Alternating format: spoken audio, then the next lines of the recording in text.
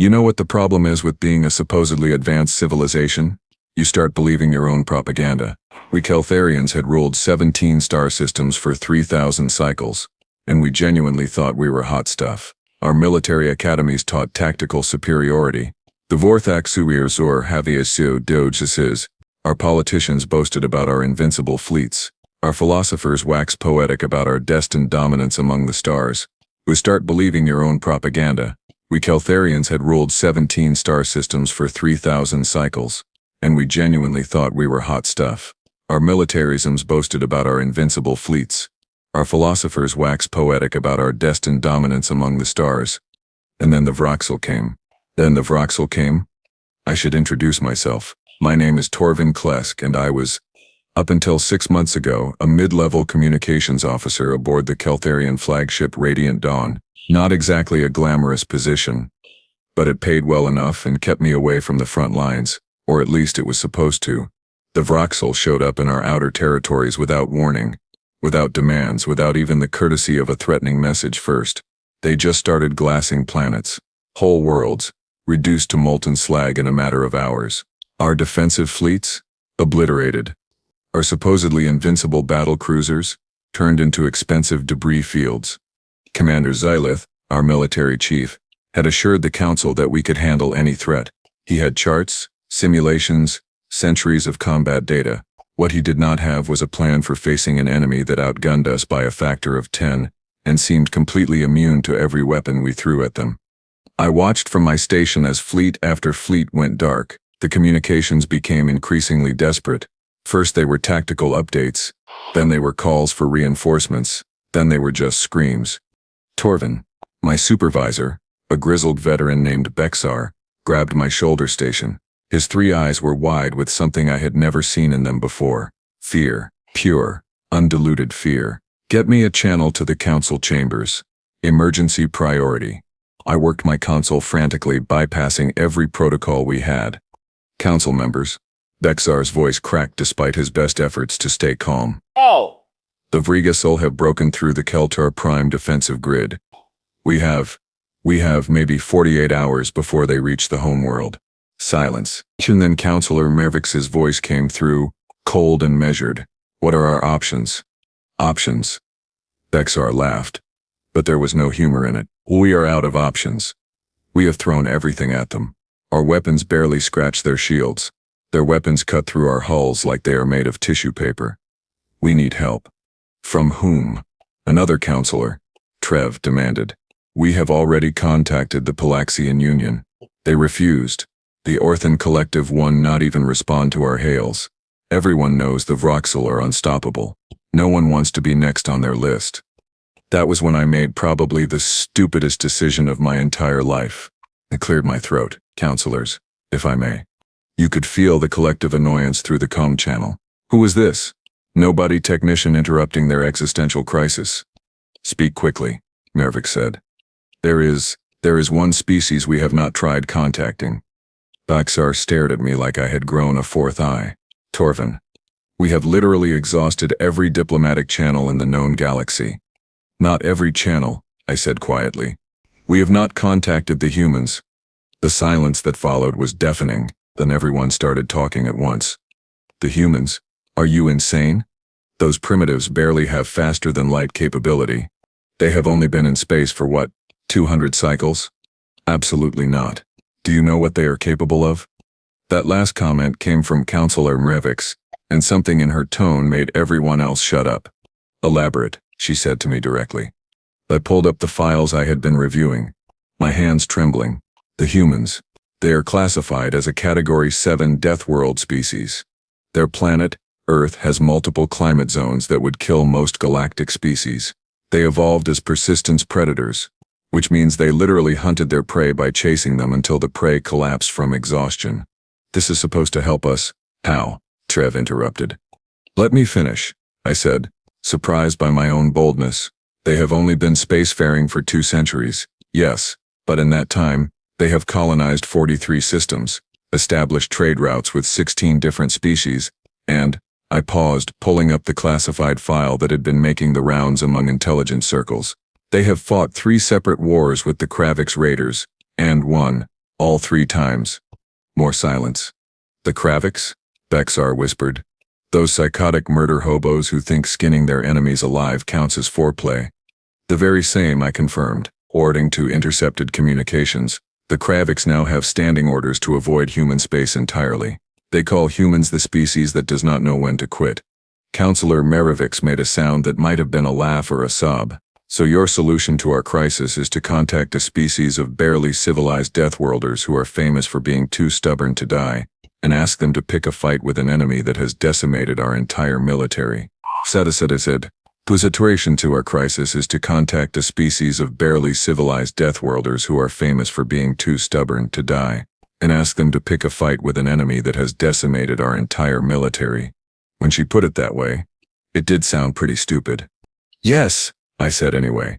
That is exactly what I am suggesting. The debate that followed lasted 3 hours. It would have lasted longer, but we did not have time. The Vraxil were not waiting for us to figure out our feelings. Some counselors argued that humans were too primitive, too unpredictable, too violent. Others pointed out that we were literally out of options. The Vraxil had made it clear there would be no negotiations, no surrender, no quarter given. In the end, desperation won. It usually does. Send the message, Rivix ordered. But make it clear this is a request, not a demand. The last thing we need is to insult them and have them decide we are their enemy too. That task fell to me naturally. Since it had been my brilliant idea, I sat at my console staring at a blank screen, trying to figure out how to write a message that essentially said, "Hey, we know we have mostly ignored you for the last 2 centuries, and some of our people still call you primitive barbarians at dinner parties, but could you maybe come risk your lives fighting an unstoppable enemy on our behalf?" Oh! Thanks. I settled for simplicity and honesty. To the United Terran Systems, this is Communications Officer Torven Klesk of the Keltharian Republic. Oh. Our civilization is under attack by a hostile force known as the Vraxil. We have suffered catastrophic losses. Our military cannot stop them. They will reach our homeworld in approximately 46 hours. We have nowhere else to turn. If you can offer any assistance, any at all, we would be grateful. Please, we are asking for help. I sent the message on every frequency humans were known to monitor. Then I sat back and waited, along with everyone else. 6 hours passed. Nothing. 12 hours. Still nothing. People started giving me dark looks. Bexar patted my shoulder sympathetically. You tried, kid. At least you tried. I was about to give up when my console lit up like a festival display. Incoming transmission. Human origin. Emergency priority. My hands shook as I opened the channel. A face appeared on screen. Human, obviously. Male, I thought, though I was still learning to tell with their species. Dark skin, short cropped hair gone gray at the temples, and eyes that looked like they had seen way too much and were completely done with everyone's nonsense. This is Admiral Marcus Kwame of the Terran Defense Fleet, the human said. His voice was deep, calm, and carried an accent I could not place. We received your distress call. What is your situation? I stammered through an explanation, pulling up tactical displays showing the Vraxil advance the devastation they had caused, our failed defensive attempts. Admiral Kwame watched it all without expression. When I finished, he was quiet for a long moment. Then he said something I did not expect. How long do we have? What? Until the Vraxil reach your homeworld. How long? 40 hours now. Maybe less if they accelerate their advance. Admiral Kwame nodded slowly, as if confirming something to himself. And you are asking humanity to intervene? To fight an enemy that destroyed your entire military? An enemy you admit you cannot stop? Yes, I said quietly. I know it sounds insane, but we have no one else to ask. If you cannot help, or will not, I understand. We do not have the right to ask this of you. The Admiral tilted his head slightly. Officer Klesk, was it? Yes, sir. You ever hear the humans saying, when someone shows you who they are, believe them? I shook my head, confused. The Vraxil have shown the galaxy exactly who they are. Admiral Quabe continued. They are exterminators.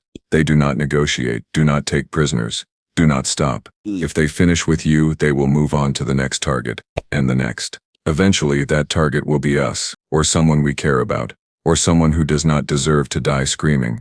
He leaned forward slightly. Lol. So here is what is going to happen. I am authorizing the deployment of the 3rd and 7th Terran battle groups. That is 42 ships, including 6 heavy carriers. We will arrive in your system in 36 hours.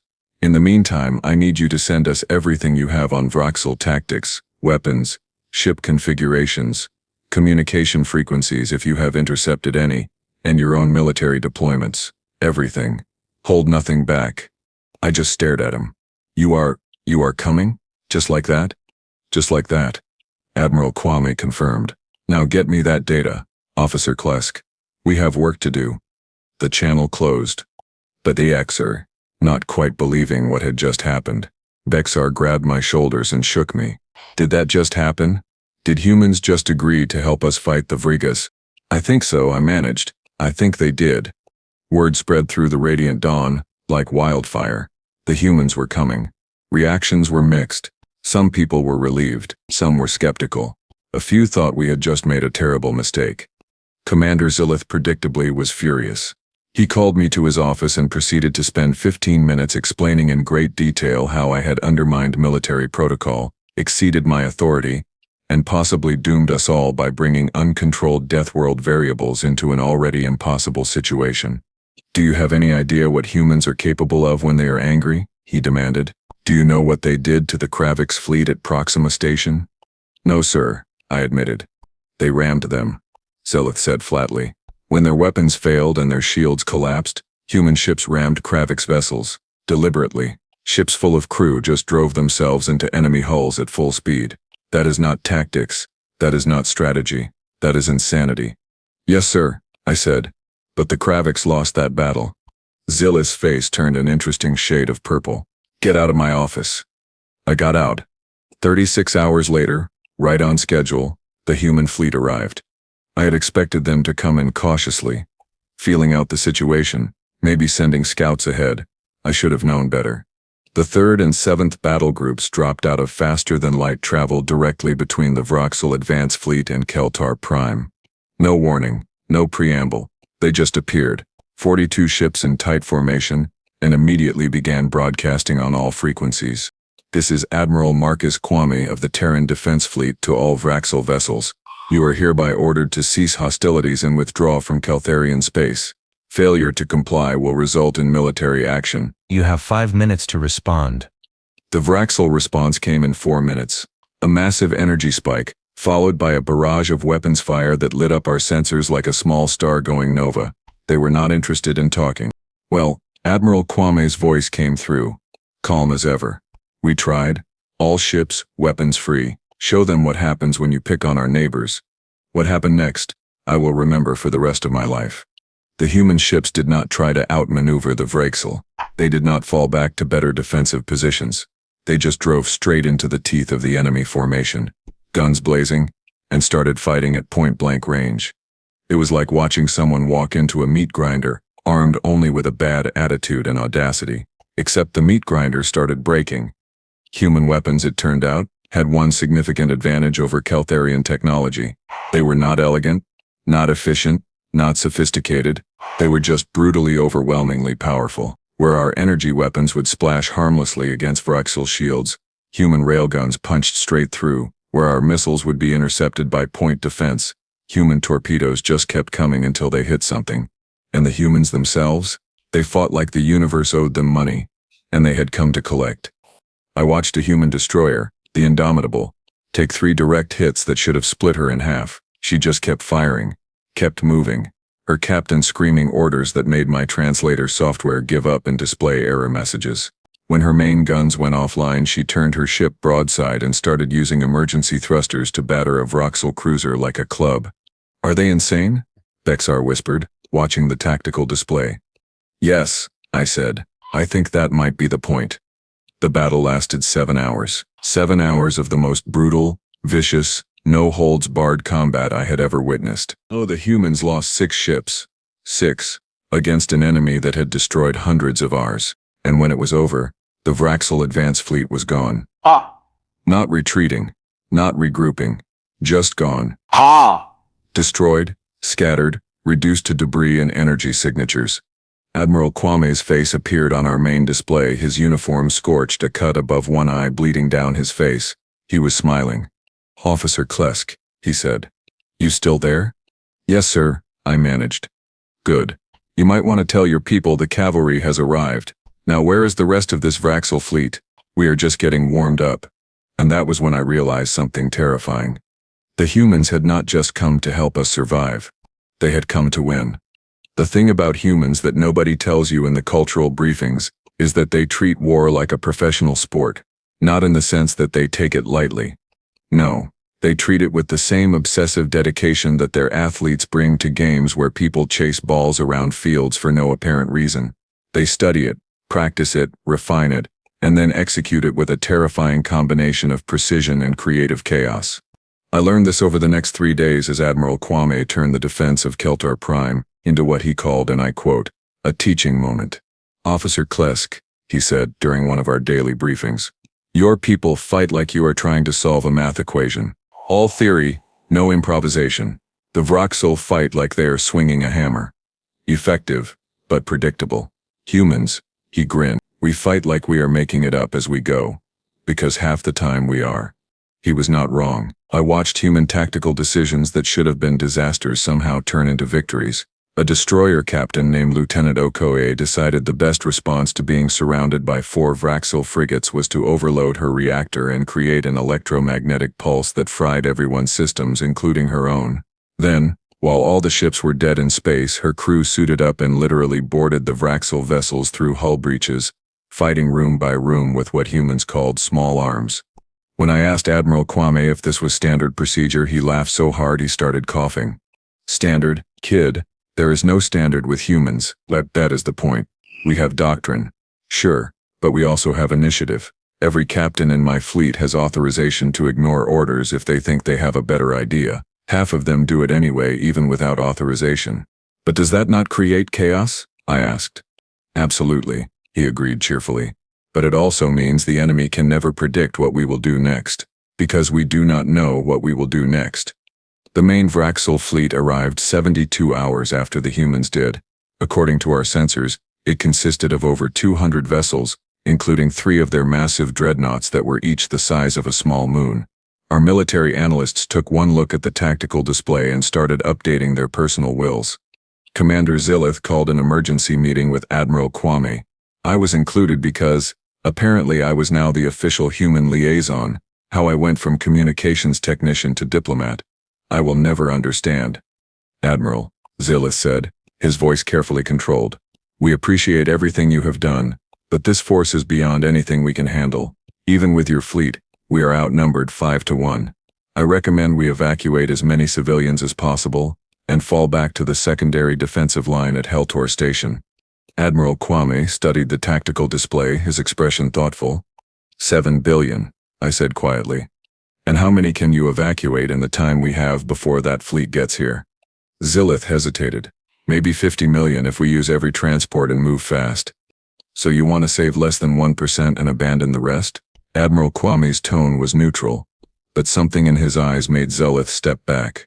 "What would you have us do?" Saralith demanded. "We cannot win this fight. Cannot or will not." Admiral Kwame turned to face him fully. "Commander, I have read your military history. Your people have fought wars for 3,000 years. You have won most of them. But do you know what all those wars had in common?" Zillith said nothing. "You only fought when you knew you could win." Admiral Kwame continued. "When you had superior numbers, superior position, superior technology, you are tacticians, and that is fine. But you know what you are not? You are not survivors. You have never had to fight with your back against the wall, and nothing but spite keeping you on your feet." He gestured at the tactical display. "Humans, we have been there, multiple times. We have fought wars where we were outnumbered, outgunned, and out of options. And you know what we learned? The fight is not over until you decide it is over." "That is inspiring rhetoric," Zillith said, coldly. "But it does not change mathematics. 200 ships against 42 is suicide." "You are right," Admiral Kwame agreed. "Which is why we are not going to fight them ship to ship. We are going to fight them human style." Over the next 6 hours, Admiral Kwame laid out a plan that made every Keltharian officer in the room question his sanity. It involved luring the Vraxil fleet into the asteroid belt between Kelthar Prime and its outer moon, using a combination of fake distress signals and what he called aggressive retreat. Once there, human ships would execute a series of hit-and-run attacks designed not to destroy the enemy fleet, but to make them angry. You want to make them angry? Zilith repeated flatly. Furious, Admiral Kwame confirmed. Angry enemies make mistakes. They break formation, chase targets, abandon tactical discipline, and when they do that, we hit them where it hurts. The final piece of the plan involved the 6 human carriers doing something that seemed physically impossible. They were going to launch every fighter, bomber, and assault craft they had over 3,000 small vessels, and then the carriers themselves would jump to faster-than-light speed inside a gravity well, something that was supposed to be catastrophically dangerous. We did the math. Admiral Kwame assured us. We will probably survive. Probably? I squeaked. 65, maybe 70% chance. We will find out together. The Vraxil fleet arrived exactly when our sensors predicted. They came in fast and aggressive, clearly expecting to sweep aside whatever resistance we offered and proceed with their planetary extermination. Their lead dreadnought, a monstrosity that our computers designated Target Alpha, immediately began charging what appeared to be a planet-killing weapon. All ships, Admiral Kwame's voice came through calm and clear. Execute Operation Stupid Idea. And somebody start playing music. I want these bastards to know we are having fun. What followed was the most chaotic, terrifying, and somehow hilarious battle I have ever witnessed. The human fleet split into 6 groups and started playing what appeared to be a demented game of tag with Vraxil vessels. They would pop out of the asteroid field, unload every weapon they had, and then duck back into cover before return fire could hit them. When Vraxil ships gave chase, human fighters would ambush them, swarming like angry insects. And through it all, music, loud, pounding, aggressive music that made my translator have another breakdown. Something about Thunderstruck and Highway to Hell that apparently made perfect sense to the humans. Lieutenant Okoye, commanding the destroyer Relentless, managed to get a Vraxil cruiser to chase her into a dense asteroid cluster. The cruiser was faster, better armed, and gaining on her when she suddenly stopped, spun her ship 180 degrees, and fired every missile she had directly into an asteroid the size of a city. The asteroid exploded, sending fragments into the cruiser at velocities that turned its shields into light show and its hull into scrap. Boom! Okoye's voice came through the comm channel. How do you like them apples, ugly? Lieutenant, Admiral Kwame said mildly. Please maintain calm discipline. Yes, sir. Sorry, sir. But seriously, did you see that explosion? That was beautiful. Another captain, a woman named Park commanding the cruiser Defiant, found herself boxed in by 3 Vraxil destroyers. Instead of trying to fight her way out, she did something that made my brain hurt. She aimed her ship at the nearest enemy vessel and engaged her faster-than-light drive for exactly 0.3 seconds. The resulting spatial distortion ripped a hole in reality, roughly the size of a transport shuttle. When normal space reasserted itself, the Defiant was gone, and so was half of the Vraxil destroyer. Park reappeared 2 seconds later, 3,000 kilometers away, and immediately started firing on the remaining enemies. Did she just? Bexar stared at the tactical display. Did she just use faster-than-light travel as a weapon? Apparently, I said faintly. Admiral Kwame's voice came through, and he sounded more amused than concerned. Captain Park? That was either brilliant or insane. Both, sir, Park replied cheerfully. Definitely both. The Vraxil, for all their overwhelming firepower, were clearly not prepared for an enemy that refused to fight fair. They kept trying to establish firing lines, form up into proper battle formations, execute coordinated strikes. The humans just kept doing things that should not work. When a Vraxil dreadnought tried to corner the carrier Indomitable Spirit, the carrier launched every small craft it had, creating a cloud of over 500 vessels. The dreadnought's point defense systems tried to track them all, and promptly overloaded. While it was rebooting, human bombers flew straight down its launch tubes and detonated their payloads inside the ship. The dreadnought did not explode dramatically like in the entertainment vids. It just sort of came apart, pieces drifting in different directions as internal explosions tore through its structure. Target Alpha is down, someone reported. Repeat, Target Alpha is destroyed. A cheer went up on the Radiant Dawn. It was premature. The Vraxil commander, whoever or whatever they were, clearly decided that subtlety was not working. The remaining 2 dreadnoughts and every capital ship in their fleet stopped chasing human vessels, and instead formed up into a wall of metal and weapons pointing directly at Kelthar Prime. "They are going to glass the planet from orbit," Silith said, his voice hollow. "All ships, intercept course now." "Hold that," Admiral Kwame ordered. "Hold Aryan vessels. Hold position. Human fleet, Phase 2. "Admiral, they are going to destroy the planet," Silith shouted. "Not if we destroy them first. All carriers, execute jump. All other vessels, full attack. This is it, people. Win or go home, and I am not ready to go home yet." The 6 human carriers suddenly appeared on our sensors, having completed their faster-than-light jumps. They materialized in a perfect geometric formation around the Vraxil fleet, having somehow calculated jumps that put them exactly where they needed to be despite jumping inside a gravity well, which was supposed to be impossible. "Carriers reporting successful jump," someone announced, sounding shocked. "Zero casualties. All systems operational." "See?" Admiral Kwame said. "I told you we would probably survive." Then the carriers opened up. I had seen human weapons before, but this was different. These were not railguns or missiles or energy weapons. These were what Admiral Kwame called kinetic bombardment platforms. Essentially, the carriers had spent the last 3 days using their manufacturing facilities to build solid metal rods, thousands of them, big ones. Now they launched them all at once. The rods were not explosive. They were not guided. They were just metal cylinders accelerated to a significant fraction of light speed and pointed at the Vraxil fleet. Physics took care of the rest. When a metal rod the size of a transport container hits something at near light speed, it releases energy equivalent to a small nuclear weapon. When several thousand of them hit a concentrated fleet formation, the result is less a battle and more a natural disaster. Vraxil shields, so effective against energy weapons, meant nothing. The rods just punched straight through. Ships decompressed, exploded, tore apart. The 2 remaining dreadnoughts managed to survive the initial barrage, but they were crippled, burning, dead in space. "All ships, close and engage," Admiral Kwame ordered. "Finish them." What remained of the Vraxil fleet tried to scatter, tried to run.